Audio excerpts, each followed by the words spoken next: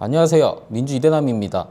이번 지방선거 사실 민주당 당원들이 이 선거를 바라보는 시각은 간단하다고 봅니다. 물론 마음에 안 드는 후보들이 있긴 하지 그래도 국힘한테 지역을 넘겨주는 건 절대 안 돼. 일단은 이기고 봐야지. 심판은 전당대회 때 해도 충분해. 이런 거죠. 그리고 이게 꼭 민주당에만 국한되어 있는 것도 아닙니다. 민주당이든 조국혁신당이든 각 정당이 끝까지 완주해도 민주진영이 이길 수 있는 지역이라면 모르겠지만 국힘을 이기기 위해서 단일화를 해야 한다? 민주당 당원들은 이것도 열려 있습니다. 왜? 일단 가장 중요한 건 국힘한테 지지 않는 거니까요. 이번 지방선거가 특히 중요한 게 두 사람한테 굉장히 중요한 선거이기도 합니다. 한 사람은 이재명 대통령이죠. 이게 어떻게 보면 이재명 정부의 중간평가 성격이기 때문에 무조건 압승하는 게 일단은 필요한 시점이고요. 다른 한 사람은 정청래 대표라고 할 수 있습니다. 만약 이번 지방선거 결과가 별로다? 그럼 무조건 이걸 정청래 대표 탓으로 돌리면서 뉴 이재명 이용 세력들은 사퇴하라는 말까지 할 겁니다. 안 봐도 벌써 훤하잖아요. 그래서 저 역시 마찬가지로 이번 지방선거는 무조건 민주진영이 압승해야 한다는 입장이고요. 그렇기 때문에 송영길 후보 같은 사람들이 제발 실수를 범하지 않기를 바라는 마음에 일종의 피드백을 몇 가지 해보려 합니다. 자, 지금 사실 당원들 사이에서 밀어주기는 하되 썩 마음에 들지는 않거나 아직 검증이 필요한 것 아니냐 이렇게 말하는 후보가 몇 명 있죠. 저는 대표적으로 송영길 후보와 김용남 후보라고 보는데 이 두 사람이 비슷하면서 다른 점들이 있습니다. 최근 기준으로 보면 공통점이 딱 하나 있죠. 이현주가 주최한 뉴 이재명 토론회에 참석했다는 건데요. 차이점이 있습니다. 현재 두 사람이 내는 메시지와 태도입니다. 우선 송영길 후보부터 말씀드리면요. 이분은 과거부터 특징이 있습니다. 복잡한 사안은 너무 단순화해버리는 경향이 있고요. 단순한 건 오히려 복잡하게 만듭니다. 예컨대 조국혁신당과의 합당 문제, 이건 상당히 복잡한 문제죠. 왜 복잡한 거냐? 이미 민주당 지지층 사이에선 합당 여론이 더 높았다는 걸 짚어드렸잖아요. 그런데 이게 합당을 했을 때 장점과 단점이 있는 건 물론이고 합당을 해야 하는 이유가 단순히 선거 하나 때문에 그런 건 또 아니잖아요. 이건 조만간 자세히 이야기를 해볼 건데 일단 송영길 후보는 합당을 부정적으로 보는 입장이거든요. 실제로 어떤 발언을 했는지 영상으로 잠깐 보고 오겠습니다. 우리나라의 국회의원 소선거구제 때문에 이제 합당 문제가 나오는 거잖아요. 중대 선거구면 사실 정치 개혁을 전제로 그렇죠. 하는 거 아닙니까? 그러면 그렇게 합당이 굳이 할 이유가 없는 것이고 특히 대통령 선거에 결선 투표제를 도입하면 합당할 이유가 없거든요. 각자 길을 가다가 협력할 때요. 그렇죠. 그 사안별로 협력하고 그것이 훨씬 정치를 풍요롭게 만든다 이렇게 생각합니다. 억지로 합당해서 내부 당내 분란을 한 것보다는 이런 식으로 지나치게 단순화해서 말하기 때문에 이런 게 계속 논란이 되고는 하는데 이건 송영길 후보의 특징 중 하나이기도 합니다. 지금 본인이 내야 할 메시지가 분명히 있는데 그런 건 꼭 얘기를 안 하고요. 이상하게 권력에만 집중하는 듯한 이야기를 꼭 하면서 어떤 중요한 사안을 본인의 공으로 돌리려는 노력을 무지하게 많이 합니다. 예컨대 가장 대표적인 게 이재명 후보를 개항 의뢰 내보낸 거, 이게 본인 개항 의뢰를 포기한 덕분이라고 여러 방송에서 이야기를 하던데 사실 이건 너무 과하게 미화된 표현이죠. 순서만 따져보면 송영길 후보가 이 당시 서울시장 출마를 공식화하면서 의원직을 사퇴했고 그래서 개항을 보궐선거가 생긴 거잖아요. 그리고 이재명 후보를 개항을로 전략 공천한 건 민주당 지도부고요. 이런 식으로 몇 가지 사실관계만 확인해 보면 이게 그렇게까지 미화될 일인가 싶은 것들이 많다는 거죠. 그리고 또 한 가지 재미있는 특징은 당원이나 당을 위한 일, 그러니까 선당 후사 인식이 거의 없습니다. 이건 옛날이나 지금이나 비슷해 보이는데 사실 지금 민주당 당원들은 방향이 명확하죠. 이해찬 전 대표의 뜻을 이어받은 1인 1표제가 정착됐고 이 덕에 경선 결과도 당원들이 원하는 대로 잘 나와줬고 그래서 지금 당원들은 1인 1표제 효능감이 상당하다는 걸 한창 인지하고 있을 때입니다. 즉 당원들은 나를 내세우는 정치인보다 당과 당원들을 가장 앞에 두는 정치인을 원하고 있다는 건데 정작 이런 메시지는 없고요. 오히려 민주당 당원의 상징이 된 1인 1표제를 신천지에 갖다 댑니다. 그 장면도 영상으로 잠깐 볼까요? 그 정치 개혁 부분은 말입니다. 굉장히 어떤 바람직하고 가야 될 방향이라는 측면도 있지만요. 어떤 극단적 세력이 연내 진출하는 어떤 계기가 될 수도 있는 거 아닌가요? 어떻습니까? 그런 면이 있죠. 그래서 1인 1표제 논란이 있었죠. 그러니까 신천지 같은 이런 조직이 1,000원만 당비를 내면 검증 절차 없이 가는 거잖아요. 당원 자격 논쟁을 가지고 러시아 사회민주당이 볼세비키와 맨세비키로 나눠지게 된 것이 그것입니다. 그러니까 과연 우리 당원들이 아무런 정치적 성향을 묻지도 않고 활동도 묻지 않고 당비만 내면 누구든지 가입하고 한 30년을 당을 위해서 헌신한 사람과 동일한 가치를 평가한다. 이것은 언뜻 보기에는 평등한 것 같지만 또 부족한 점이 있거든요. 그리고 또 영남 지역의 대표성이 너무 축소되는 거죠. 예. 호남 지역 당원 수가 너무 압도적으로 많다 보니까 예. 그럼 우리 전국 정당을 지향하는 우리도 예. 문제가 있고 우리는 양원제가 아니잖아요. 지방이 갈수록 소멸화됩니다. 인구가 줄어들어서 인구 비율로 계속 의석수를 배열하다 보면 수도권이 지금 절반 이상의 국회의원 다 수도권으로 오는 거잖아요. 예. 그럼 지방은 더 대표성이 없어지기 때문에 양원제를 도입하자는 말까지 나오고 있거든요. 예. 인구 대표성뿐만 아니라 지역 대표성. 미국은 하와이 같은 적은 나라도 상원의원 2석이 다 보장돼 있습니다. 예. 그래서 항상 우리가 당이나 국회를 구성할 때 인구 구성만 볼 게 아니라 그 지역의 배분도 필요한 것처럼 예.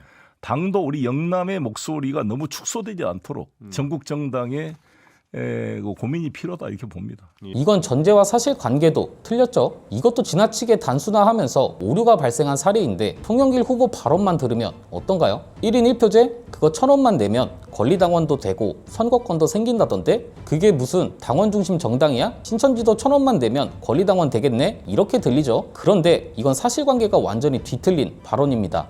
1,000원만 낸다고 무조건 권리당원이 되는 것도 아니고요. 권리당원이 되려면 당원 자격 심사를 거쳐야 합니다. 심사 기준도 엄격합니다. 법적 자격, 당의 이념과 정책 적합성, 당원 당규 위반 전력, 해당 행위 전력, 비리와 이권 개입 전력, 허위 주소나 허위 기재 여부 이런 걸 모두 심사합니다. 선거권도 바로 생기는 게 아닙니다. 일단 권리행사 시행일 6개월 전까지 입당해야 되고요. 시행일 전 12개월 안에 당비를 6번 이상 납부해야 되고요. 투표를 할 때는 본인 인증 절차도 거쳐야 됩니다. 당원 명부는 중앙당이 통합 관리합니다. 그러니까 친노였다가 반노로 돌아서고 친문에서 신문까지 외치던 사람이 지금은 반문으로 돌아서서 친명을 외치고 이런 과거를 생각하지 않더라도 현재 당원들이 원하는 메시지와 방향을 읽는 능력이 현저히 떨어진다는 거죠. 그래서 선거에서 좋은 결과를 얻으려면 보좌진들이라도 이런 방향을 바로잡아줘야 한다고 보는 겁니다. 지금은 일단 이기는 게 중요하기 때문에 송영길 후보에 대한 얘기는 이 정도면 충분하다고 보고요. 이걸 김용남 후보와 비교하면 흥미로운데 김용남 후보에 대한 당원들의 생각은 한마디로 요약하면 어떤가요? 저 사람 과거 발언들이 상당히 심각하던데? 그런데 일단 지금은 당을 위해 싸운다고 하니 밀어주긴 할 거지만 그렇다고 완전 마음 열겠다는 건 아니야. 아직 검증이 더 필요하긴 해. 저는 이 정도라고 보거든요. 이게 무슨 말이냐? 일단 과거 발언들 중에 논란되는 게 많긴 하죠. 그런데 지금은 적어도 선거에서 이기는 게 중요하기 때문에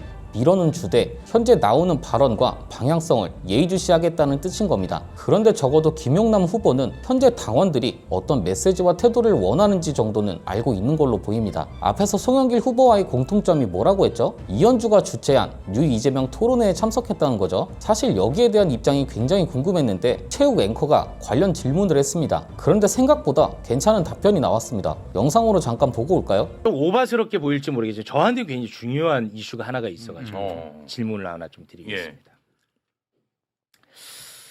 이재명 대통령을 위해서 이번 선거는 민주당을 찍으면 안 된다는 식으로 말하는 사람이 있어요.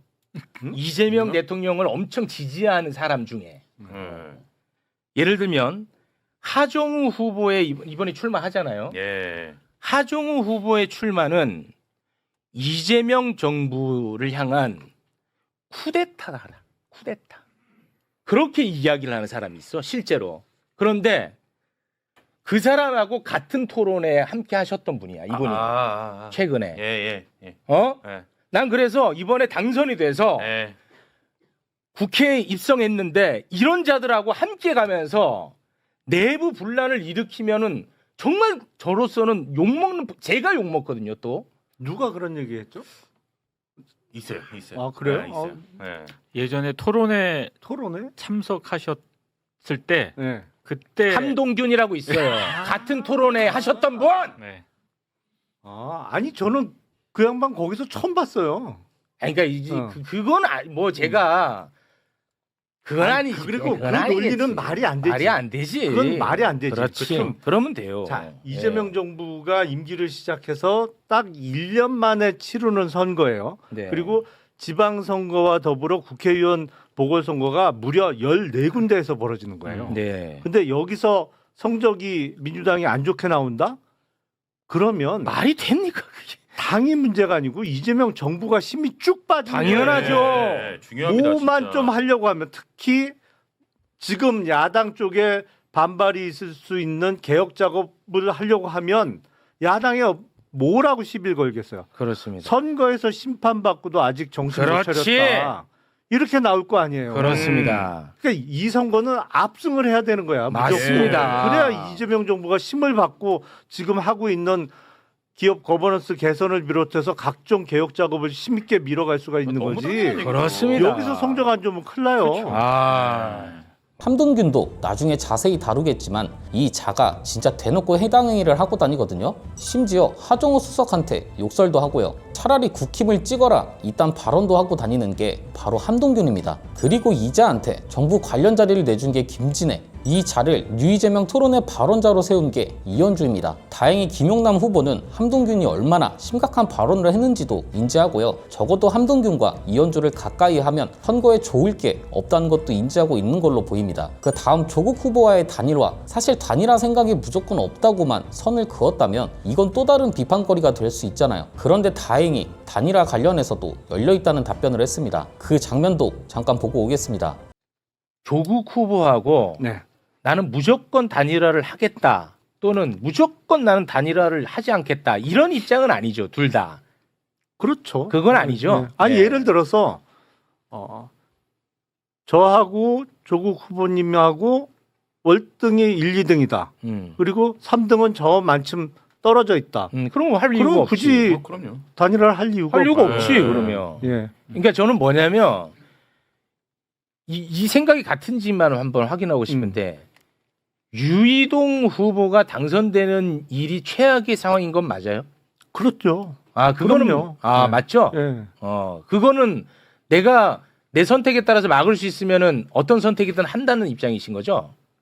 뭐 상대 후보님의 선택이 되겠습니다만 하여튼 네. 막아야죠. 그거. 그러니까 여기서 송영길 후보와 차이가 크다는 겁니다. 김용남 후보는 호불호도 있고 논란도 많은 건 사실이지만 현재 본인이 내야 할 메시지가 뭔지, 태도는 어때야 하는지 정도는 인지를 하고 있다는 거죠. 그리고 일단 송영길과 다르게 메시지도 당과 관련된 게 앞에 오잖아요. 본인도 하남 갑을 원하고 있었지만 험지라 불리는 평택을로 배치가 됐고 이것도 그냥 당에서 원하니까 나는 딸일 뿐이다 라는 식으로 메시지를 냈거든요. 반면 송영길 후보는 공천이 끝나자마자 1인 1표제를 신천지에 갖다 댄 건 물론이고 정청래가 공천을 줬다는 건 틀린 표현이다 이런 말도 하고 다닙니다. 그래서 송영길 대표도 당원들 사이에서 비판을 줄이고 싶으면 이렇게 메시지의 방향과 우선순위를 재정비할 필요가 있지 않을까 싶다는 거죠. 참고로 조국 후보에 대한 영상도 준비 중이니까요. 이걸 또 김용남만 너무 띄워준다 이런 식으로 보지는 않으셨으면 좋겠습니다. 왜냐하면 최근에 조국 대표에 대한 사과 발언 이건 솔직히 저도 충격이긴 했거든요. 그런데 일단 지금은 선거가 중요하기 때문에 단순히 민주당이냐 조국 혁신당이냐를 넘어서 범진보의 승리가 저는 가장 앞에 있는 대의라고